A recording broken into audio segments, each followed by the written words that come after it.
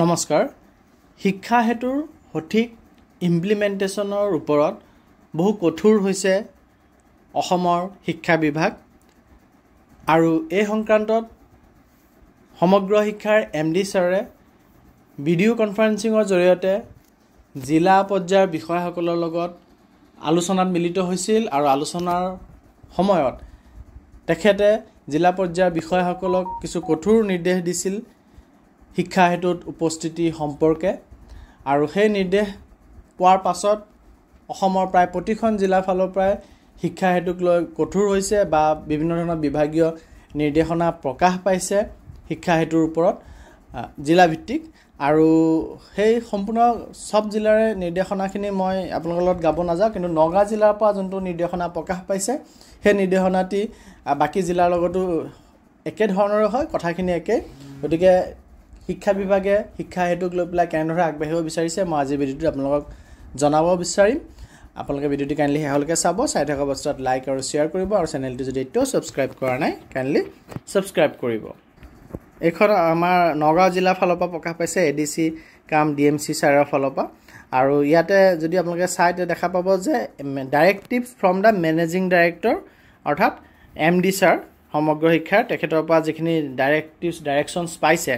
সেইখিনি কৰিব যাওঁতে বিএমচিছ আৰু চিআৰচিচিছ এইকেইটা তলত উল্লেখ কৰা একশ্যন কেইটা ল'ব লাগে আৰ্জেণ্টলি আৰু সেই সম্পৰ্কে পত্ৰটি প্ৰকাশ পাইছে আৰু ইয়াতে ইমিডিয়েট একশ্যন ৰিকুৱাৰ্ডত 1 নম্বৰতে দিছে ফেচিয়েল ৰিকগনিশ্যন ৰেজিষ্ট্ৰেশ্যন অৰ্থাৎ যিসকল ছাত্ৰ ছাত্ৰী বিদ্যালয়ত এডমিশ্যন হৈছে কিন্তু শিক্ষা হেতুত ফেচিয়েল ৰিকগনিশ্যন অৰ্থাৎ ফটো এনৰোল হোৱা নাই তেওঁলোকক 24 মে তাৰিখৰ ভিতৰত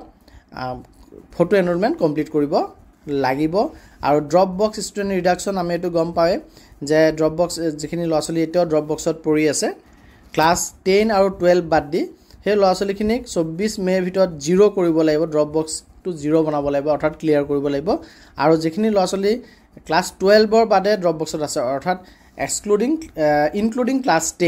10ক লৈ পেলাই তেনেধৰণৰ ল'ৰা ছোৱালীখিনিক আমি ৰিডিউচ কৰিব লাগিব অৰ্থাৎ কমাব লাগিব পুল কৰি যিখিনি 10ৰ ল'ৰা ছোৱালী আছে যিখিনি এতিয়া 11লৈ গৈছে সেইখিনি যিমান এডমিশ্যন হ'ব ইমানখিনি আমি পুল কৰিব লাগিব আৰু 26 মেৰ ভিতৰত আমি যিমান পাৰোঁ তাক ৰিডিউচ কৰিব লাগিব অৰ্থাৎ কমাব লাগিব ড্ৰপ বক্সখিনি আৰু যিখিনি ৰংলি কেটেগৰাইজ ড্ৰপ আউটছ আছিল অৰ্থাৎ ভুলবশতঃ যদি কোনোবা ষ্টুডেণ্টক আমি ড্ৰপ আউটৰ দি দিছিলোঁ তেতিয়াহ'লে আমি তেনে ষ্টুডেণ্টখিনিক আমি কাৰেকশ্যন কৰিব লাগিব অৰ্থাৎ কাৰেকশ্যন কৰিব পাৰোঁ আকৌ উভতাই আনিব পাৰোঁ আৰু তাৰ কাৰণে আপোনালোকে ব্লক অফিচ বা জিলা অফিচৰ লগত যোগাযোগ কৰিব লাগিব এমআইএছ কোঅৰ্ডিনেটৰ বা ডিষ্ট্ৰিক্ট প্ৰগ্ৰামৰ লগত আৰু তেওঁলোকে আপোনালোকক সেইখিনি ষ্টুডেণ্ট যিখিনি আপোনালোকে ভুলবশতঃ ড্ৰপ আউটৰ দি দিছে উভতাই আনাত আপোনালোকক সহায় কৰিব বা উভতাই দিব আৰু হোম ভিজিট দিব লাগিব নন এটেণ্ডিং ষ্টুডেণ্টছ যিখিনি ল'ৰা ছোৱালী ইৰেগুলাৰ হয় সেই ল'ৰা ছোৱালীখিনিক আমি হোম ভিজিট কৰিব লাগিব তেওঁলোকৰ লগত ছাত্ৰ ছাত্ৰীৰ লগত আৰু পেৰেণ্টছৰ লগত আমি কথা পাতিব লাগিব তেওঁলোকক উৎসাহিত কৰিব লাগিব যাতে তেওঁলোকে বিদ্যালয়লৈ উভতি আহে আৰু এই দায়িত্ব হেড টিচাৰ ক্লাছ টিচাৰ দুইজনকে দিয়া হৈছে আৰু মনিটৰিঙৰ ক্ষেত্ৰত প্ৰধান শিক্ষকসকলক দায়িত্ব দিয়া হৈছে যে যিসকল টিচাৰ লিভত আছে বা ট্ৰেইনিং আছে বা আদাৰ অফিচিয়েল ডিউটিছ আছে তেওঁলোকক বাদ দি পেলাই বাকি সকলো টিচাৰে যাতে 6 হেতু এটেণ্ডেন্স দিয়ে হেতু তেখেতে নিশ্চিত কৰিব লাগিব আৰু চিআৰচিচি সকলক দায়িত্ব দিয়া হৈছে যে তেওঁলোকে স্কুল ৱাইজ এটেণ্ডেন্স ছাত্ৰ ছাত্ৰী আৰু শিক্ষক দুইটাৰে দুই পক্ষৰে আমাৰ স্কুল ৱাইজ এটেণ্ডেন্স তেওঁলোকে এনচিওৰ কৰিব লাগিব ডেইলি মনিটৰিং কৰিব লাগিব আৰু সব শিক্ষক আৰু ছাত্ৰ ছাত্ৰীসকল যাতে এটেণ্ডেন্স 6 হেতুত হয় হেতু নিশ্চিত কৰিব লাগিব আৰু প্ৰধান শিক্ষকক যিমানখিনি সহায়ৰ প্ৰয়োজন এইটো ফুলফিল কৰাত অৰ্থাৎ শিক্ষক আৰু ছাত্ৰ ছাত্ৰীসকলৰ 100% এটেণ্ডেন্স যাতে 6 হেতুত হয় তাৰ কাৰণে আমি প্ৰধান শিক্ষকসকলক সহায় কৰিব লাগিব আৰু বিঅ'সকলক দায়িত্ব দিছে যে তেওঁলোকে ডেইলি মনিটৰিং কৰিব লাগিব আৰু ভিডিও কনফাৰেন্সিঙৰ জৰিয়তে চিআৰচিচি সকলৰ লগত তেওঁ আলোচনা কৰিব লাগিব এই ক্ষেত্ৰত তেখেতে মনিটৰিং কৰিব লাগিব বা নিশ্চিত হ'ব লাগিব যাতে কোনো এখন বিদ্যালয়তে শিক্ষক বা ছাত্ৰ ছাত্ৰীৰ এটেণ্ডেন্স নোলোৱাকৈ নাথাকে আৰু ডিঅ'সকলক বা ইনস্পেক্টৰ অফ স্কুলসকলক দায়িত্ব দিছে যাতে তেওঁলোকেও বিঅ'সকলৰ লগত যাতে ভিডিও কনফাৰেন্সিঙৰ জৰিয়তে গোটেই প্ৰগ্ৰেছটো ৰিভিউ কৰি গৈ থাকে আৰু এডিসি এডুকেশ্যনৰ দায়িত্ব দিছে যে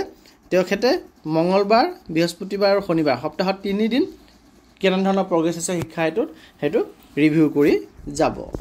আৰু ফাইনেল ইনষ্ট্ৰাকশ্যন দিছে শেষত এটা ইনষ্ট্ৰাকশ্যন দিছে যে কোনোবা চিআৰচিচি হেড টিচাৰ বা হেডমাষ্টাৰ বা প্ৰিন্সিপালে যদি এই ইনষ্ট্ৰাকশ্যনখিনি ফলো কৰাত ফেইল হয় তেতিয়াহ'লে তেখেতে মেন্ডেটৰিলি ডিষ্ট্ৰিক্ট কমিশ্যনৰ আগত এপিয়াৰ হ'ব লাগিব আৰু তেখেতৰ বিৰুদ্ধে ফাৰ্ডাৰ একশ্যন যি ডিষ্ট্ৰিক্ট কমিশ্যনাৰে এপ্ৰপ্ৰিয়েট বুলি ভাবে তেনেধৰণৰ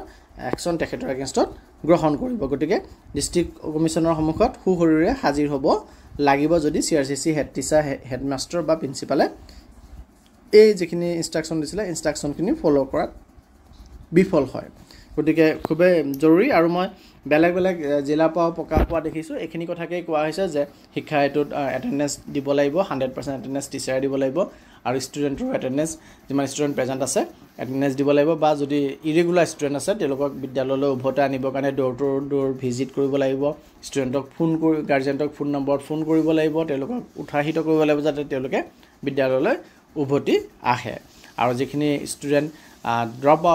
আউটত ভুলকৈ গুচি গৈছে সেইখিনি ষ্টুডেণ্টক আমি ড্ৰপ আউটৰ পৰা উভতাই আনিব পাৰিম বিদ্যালয় পৰ্যায়ত সেইখিনি আমি উভতাই আনিব লাগিব